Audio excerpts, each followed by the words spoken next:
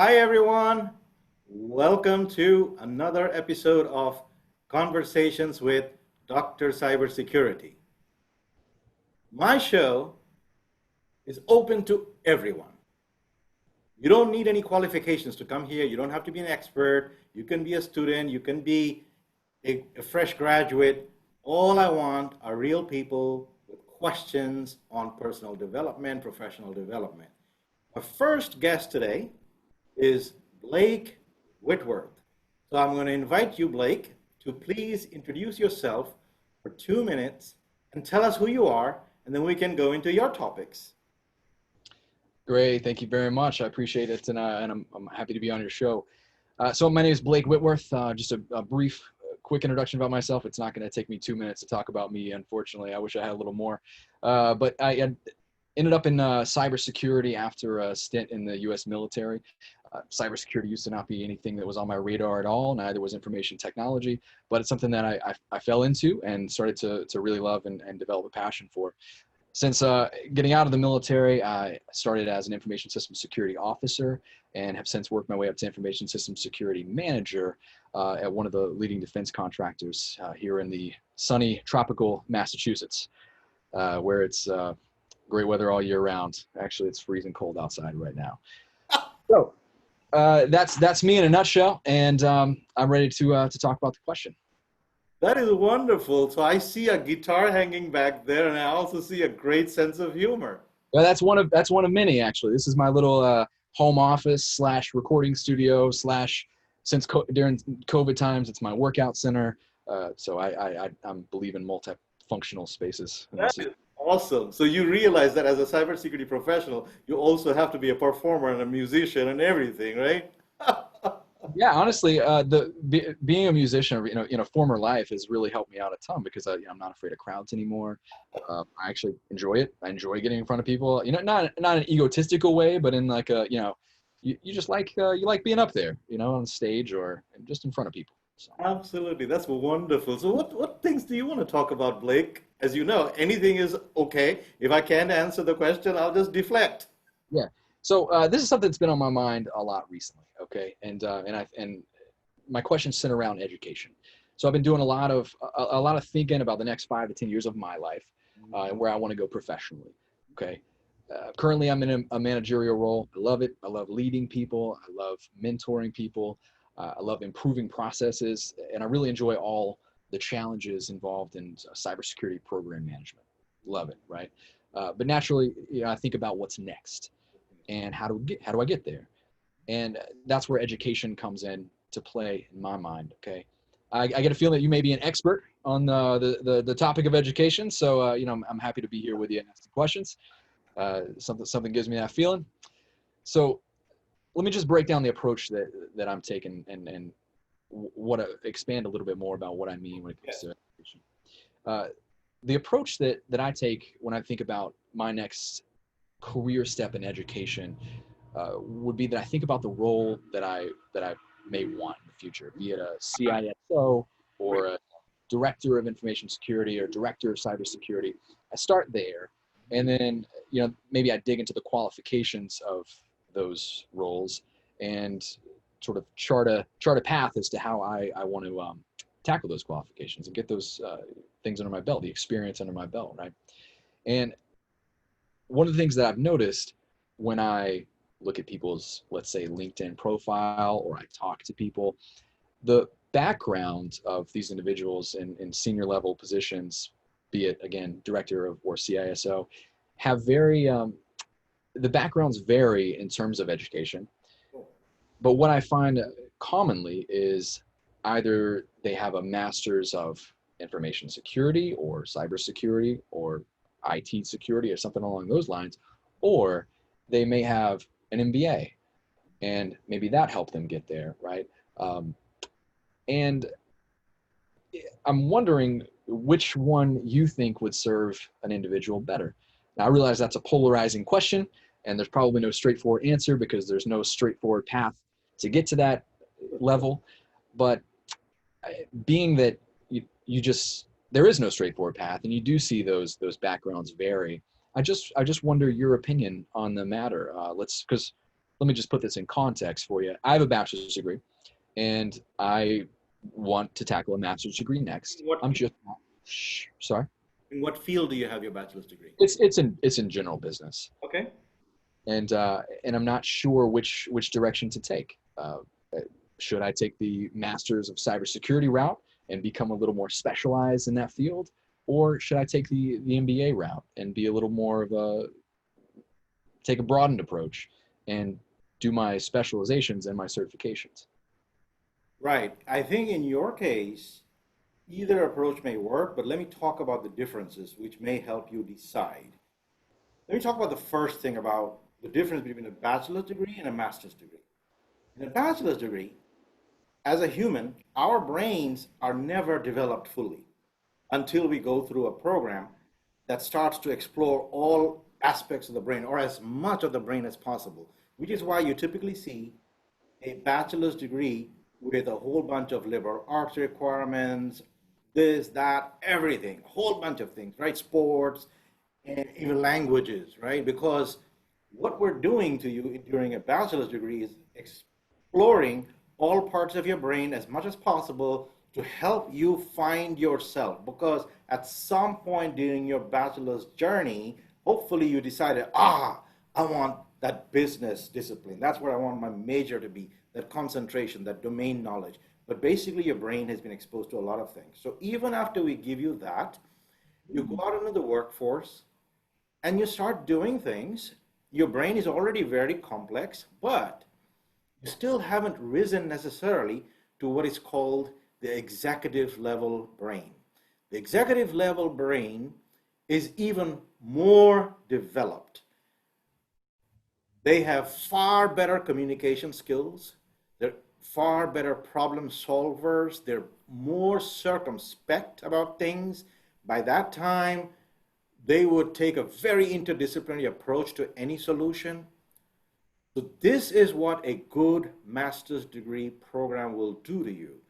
So you would need to actually explore and examine multiple master's degree programs, interview the program chairs, and go deeper into your analysis of which one you're going to join, because which one you're going to join is going to make a difference. For example, the people that were in my program, the Masters of Science programs that I designed, dramatically different from anything else, because my programs had practical, real-world problems to solve. Smaller scale examples, so you could do them within that term, number one. Number two, I had ethical leadership, the concept of ethical leadership woven into the entire program, because I didn't want any executives to go out there without truly understanding what is ethical leadership. I also train people to focus on the mission. So for example, you would never do anything without understanding who you're doing it for. Are you doing it for a healthcare agency, a biotech agency, a nuclear power plant? Who are you working for? Because your solution is going to vary, right? So there are programs that do not necessarily teach you that. They're just teaching you how to be a robot almost, okay? And that's not what you want in a master's degree. You want a master's degree to develop teamwork, communication skills, executive skills, problem solving skills, all those high level executive functions, okay? Relationship building skills. These are massively important. That is why MBA schools were often very successful, because that's what they were doing. They were developing those kinds of skills. Yes, they were doing the finance and accounting also, but now, because the MBA schools are not doing cybersecurity or digital strategy, in my opinion, they've become obsolete for the times. Because today's modern executive doesn't just need to know accounting and finance. They need to know digital strategy far more than accounting and finance. So in my opinion, the MBA school is not appropriate for the current time. However, in your case, because you might already know the digital strategy, it might give you that thing that you need. So in your case, it may be better because you have that deep domain knowledge that you have been practicing for so long, you're also fairly advanced in your career. You said you're already a manager, program manager in that kind of a role in a cybersecurity domain. So therefore, chances are that you don't need to really learn the domain as much. In my master's program, for example, we were getting people from all backgrounds because this field is so new and we have to develop so many people. Plus, it is so multidisciplinary that I don't care if your background is economics, finance, English, law, it doesn't matter. We could groom you and we could take you through the whole process and do everything with you, but also give you the executive skills, because without the executive skills, you would never succeed. So that is the key difference. I'm hoping that helps you figure this out a little bit better. It definitely does. And I'm glad you mentioned your opinion about the MBA being obsolete in the current times. There are MBA programs that do offer concentrations in cybersecurity. Yeah, and so that was as a follow-up question to that. Let me just caveat with, I'm going to have to go either online or part-time or executive program because I need to maintain a full-time work schedule. Sure. So those are the things that I have to explore. So do you have any differing opinions or any opinions of the current programs, MBA programs that are offering the cybersecurity concentration? Once again, I don't recommend any particular programs, but I do know from having led online programs are just as rich as any other programs. It doesn't matter. The mode of instruction does not matter. For example, the programs that I led for the last 8 years or so, some of them were 100% online. Some were hybrid. I have always believed that without the digital strategy, without use of digital tools, you can't do this thing as well or at the scale that you need to. So for example, my program had 5,000 students globally. Because to me, if you build a great program, I don't want 20 students in there. I want 5,000, 10,000, 20,000, 100,000 students if possible, because these kinds of programs are very rare. If you notice, my program earned Best Cybersecurity Higher Education Program in the USA Award 2 years in a row. That is unheard of.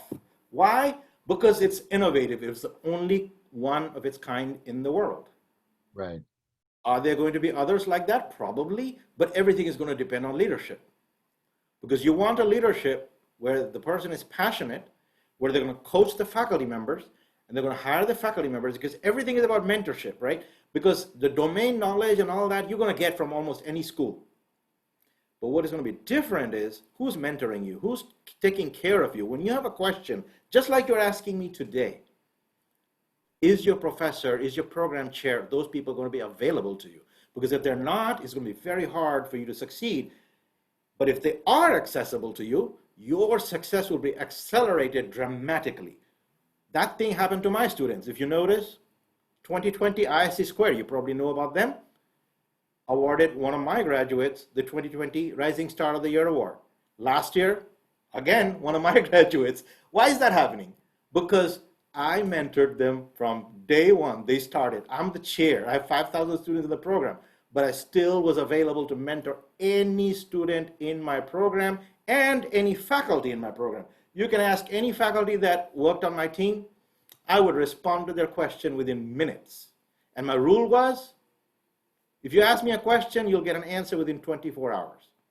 Now, normally it never happened 24 hours. It would usually be within, but I set that goal for myself because I know that, okay, there might be an emergency, might be on the road or something, but within 24 hours, I should be able to do it.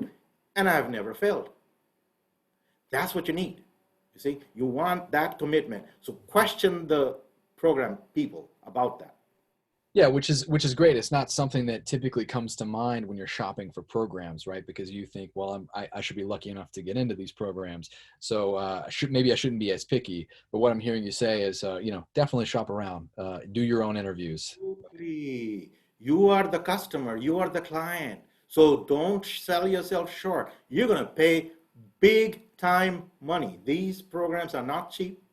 Plus, you are going to spend a lot of your personal time, because in a good program, the workload can be grueling. That I can tell you. In my program, which was accelerated, Everybody had to spend 20 to 30 hours every week. Otherwise, they would fall behind and they would not succeed. Now, some people might say, why did I make the program that difficult? Because if I don't make the program difficult, your brain would not grow. Yeah, that's a great point. See? So you want difficulty. You don't want a paper degree. And there are many of those too. Yeah, absolutely. There are. So you would want to say, I want to sit in one of your classes. I want to see what you're going to teach. So you will see what are they teaching and how are they teaching? Who is teaching? What are their degrees in? You don't want people with English degrees teaching you cybersecurity. So that's another thing. You want to explore the degrees. That's another thing that I was very, very careful about. I vetted the professors. I personally handpicked the professors. Well, I appreciate that. That's great insight for me, and a lot to think about. You know, it's definitely a big decision. Absolutely. So it was absolutely wonderful to chat with you, Blake. I am so glad that you came on my show and we had this conversation and I got to know you. And one of these days we're gonna jam a little bit, right? I was actually going to close with that. Next time I'm on, we should get our guitars and do a thing, right? There you go. There you go, Blake. Well, thank you very much. And I want to bring in my next guest, if she is here. Geri Cvetic, are you here? I am. Hi, Mansur. So good to see you. Great to see you. Please introduce yourself for our listeners. Give us a 2-minute introduction. Well, again, my name is Geri Cvetic, and I am from St. Louis, Missouri. I have lived in Colorado Springs for 9 years, lived in Fort Walton Beach, Florida, and now I'm here in Maryland. And I've been here since about 1985. I am a media specialist at Chesapeake High School in Pasadena, Maryland. And I've been at the same school for the last 20 years. I have taught elementary school, middle school, and high school over my career. And I have taught for 48 years. That's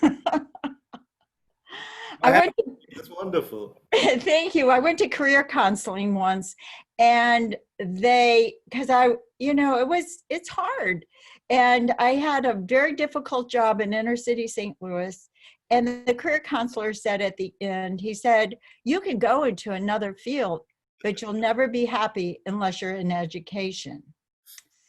So that's where, and I taught for a good deal. And then I went back and got my master's in library science. So I have been in the classroom, and I have for half my career, and then the other half as a media specialist.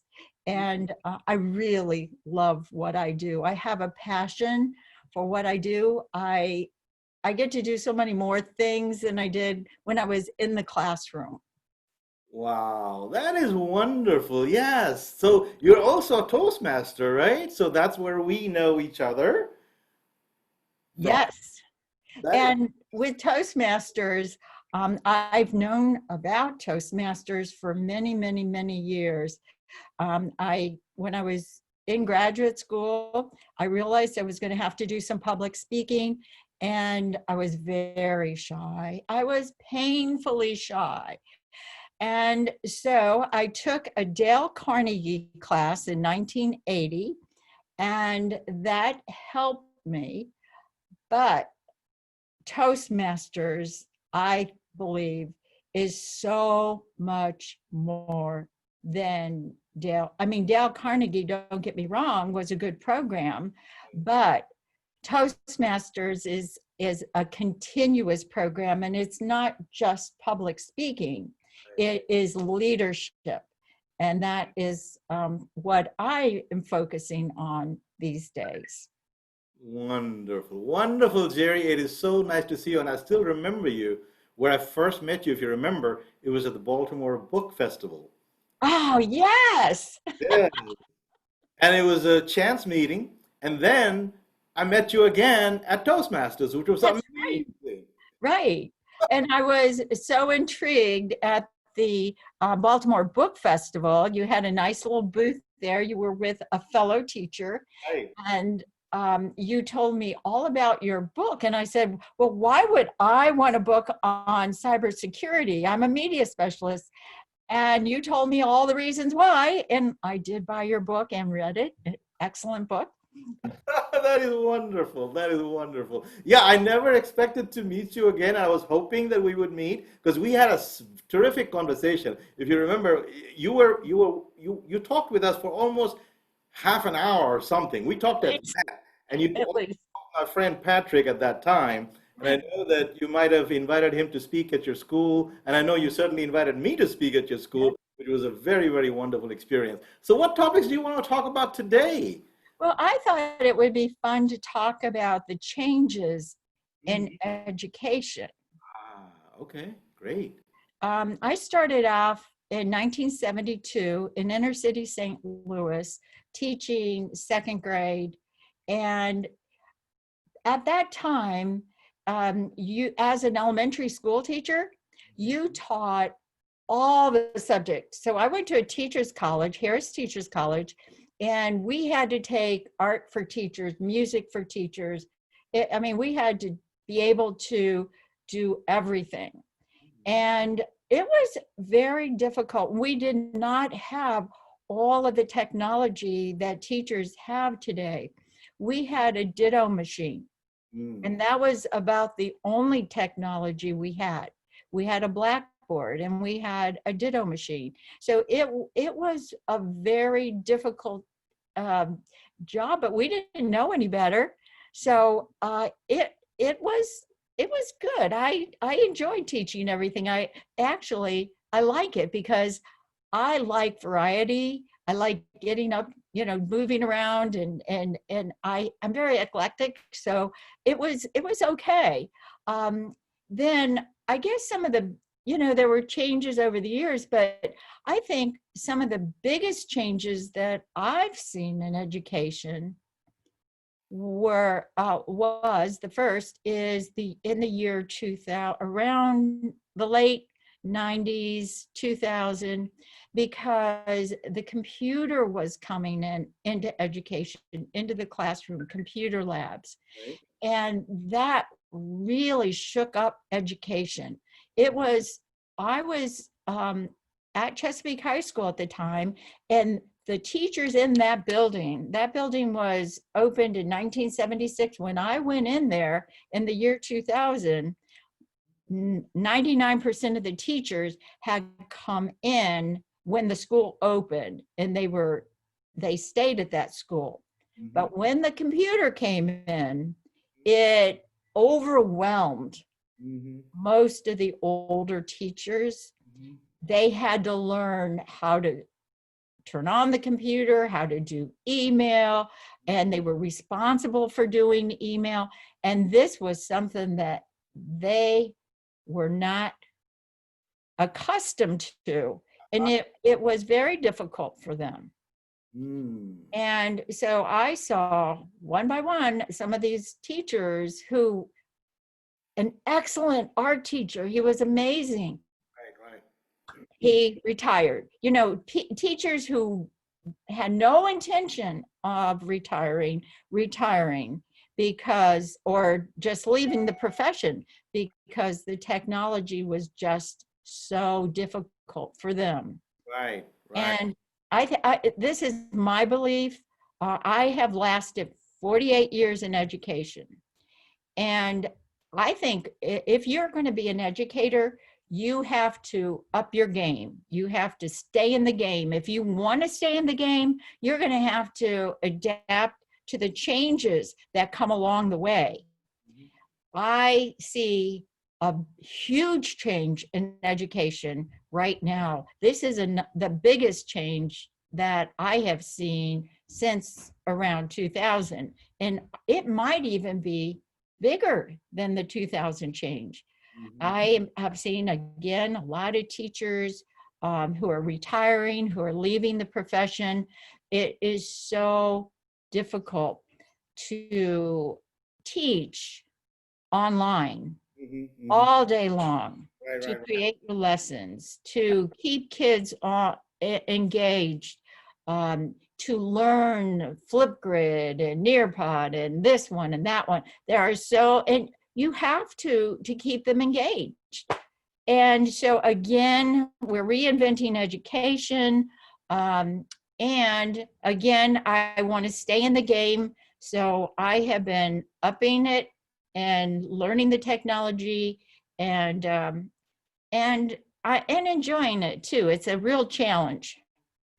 Well, you pointed out to something very, very important. One of the things that I have done throughout my life, as you probably know, I'm a digital strategist. I have made a living out of transforming paper-based and traditional organizations to the modern era. I've been doing that my entire career. So my very first job was actually converting a medical school from paper to the electronic age. And I did that between the mid 1980s to 1990 or so. And you're 100% correct. Many people were afraid they're going to get laid off, they're going to have to go and all that. And these were people that had the intellectual capital that I believe every institution needs, because every time you lose teachers, you lose employees, most executives don't realize that you're losing some of your best intellectual capital. So therefore, bringing in technology or bringing in changes is usually not sufficient, and then leaving all the people to basically sink or swim, which is kind of what you have had to do. You have had to teach yourself, self-teach yourself. And most technological changes do not come with accompanying training. That's usually why most technology experiments fail. That's why online education also fails, because online education is dramatically different from traditional education. If you have a boring classroom and a boring lecture already, you put that on online, it is going to be torture for everybody, okay? So that's part of the problem, because we are not hiring the people that actually know how to do online education to teach and groom all these people at scale. So that's one thing that has to happen now if we're going to make this new experiment work, because it has to. And part of the reason we're in this mess is because you had administrators of schools, colleges, universities. So I fault the administrators. I do not fault the instructors, because the instructors are not going to know what change is coming and all that. You cannot expect all the changes to come from there. This has to be strategy. The strategy is always driven from the top, right? Because as an executive, I can see what's coming. I can see what I need to do in the next 5 years or the 10 years. I mean, right now, I'm thinking for the next 10 years. So one of the reasons why am I so passionate about starting a doctoral program in cybersecurity today, because I see people with PhDs in English teaching cybersecurity, and that doesn't work. I need that workforce, right? So that's why I'm very passionate about building that Doctor of Science program in cybersecurity and digital forensics, so we can produce the teachers, the future teachers of the world. Same thing with online education. I want all these teachers and everybody to be educated on how to make online education fun. I don't know if you saw the Cybersecurity Divas global tour that I did, which was 6 young, fresh graduates whom I had mentored. And what did they do? They provided a presentation using song, music, dance, games, sports, comics, humor, cyber raps, you name it. Now, do you know that the audience people actually cried during that audience? And then later on when we were networking, they told us that they were crying when they were seeing this innovation and all that. And they're like, why aren't other conferences like this? Why aren't more? I said, well, I don't know that. I cannot change that. But what I can change is education. And the reason we did that is to show people this can be done. It's out on YouTube. Anybody can see it. You can copy it. You can do it like that. That's what needs to be done, you see? And at scale, at massive scale. What do you think of that concept? I mean, that's what I believe needs to be done. Wow, that is excellent. And I am sorry to say I haven't watched it, but I am going to definitely watch it because I'm looking for ideas right now to make my media position uh, something that really offers kids something special, not just the same old, but this summer, I had the privilege of working summer school, and the Anne Arundel County was really looking closely at summer school to learn from for the fall. And one of my students, their parents said, well, are you going to be teaching summer school? Is there anybody there? And I didn't know. So I called Nelson, who is the principal of summer school, and I said, are you going to have a media specialist? And he said, what do you have in mind? And so I said, well, I could bring in speakers. I could go into classrooms, do lessons. I can do, so he hired me, and we had a speaker series all summer, and it was so popular, and we had activities to go with the speakers, and really exposed the kids to some really great minds, and got those kids who mostly have fallen through the cracks, motivated, inspired. Yeah, So you go through that because there are many ideas and tools also. For example, one of my graduates who won an award this year, she teaches using comics. And there's a technology available where you can create comic strips. So all the tools are there. You just have to create the story and create the comic book. So that could be assignments that you assign people. So that's something they could learn. Maybe there's a sports theme they could learn. Then you can make a game in PowerPoint or some other tool. It doesn't matter. So all these things are available. If you watch that, you'll be amazed at the innovation using just commonly available tools. Nobody had to do any programming or reinventing anything. The technology available today is simply amazing. it is totally. Google blows me away. And you too. Yes, and everything works so well together. They're all integrated. It makes life so easy. Right. Well, this has been absolutely an amazing conversation with you, Geri. I so much enjoy it. And now, I don't know, my next guest is here, but I'm going to stop the recording. Thank you very much. Bye-bye.